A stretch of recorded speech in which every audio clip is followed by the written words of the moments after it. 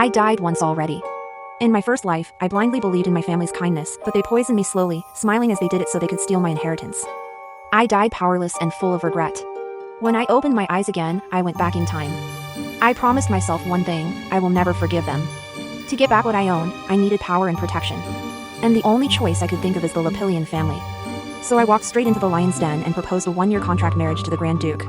Their household was feared, but they were the only people powerful enough to protect me. I expected rejection, but I never expected to die for the second time. While we're having a conversation, my vision turned dark and lost consciousness. I was sure I was dead because I felt the same pain when I died for the first time. But then, I opened my eyes and found myself being buried, alive. I was careless and started regretting my decision. When I looked up, he looked confused but held his hand to help me out. We went back to negotiation. Without warning, he suddenly wounded his hands and shoved it on my mouth. For the third time I felt that unbearable pain again. I died. I was so confused when I woke up again. Eventually, he told me about his family's secret. Their blood was cursed. I wanted to pretend I didn't hear anything and just leave, but it was too late. Our family was already dying from the inside. We breathed, we ruled, but we were barely human. Only the Emperor knew the family's dark secret. Our blood is cursed. Just a few drops could kill a person, leaving no evidence. The perfect murder weapon.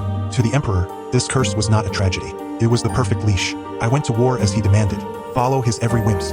He wanted absolute control over my family. He demanded I marry his daughter. But I absolutely found it disgusting. So I went back into the capital. Then, a lady came asking my hand in marriage. I rejected her proposal and asked her to leave. When she suddenly grabbed my hand, I was startled and snatched it back in a panic. I was about to leave when I heard her fall into the ground. It was too late.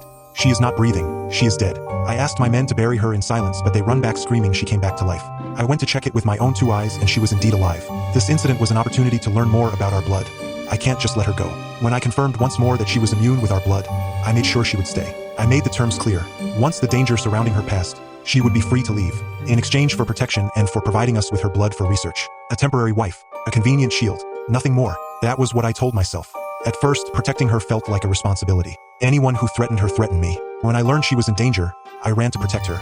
She faced my cursed family not with fear, but with understanding.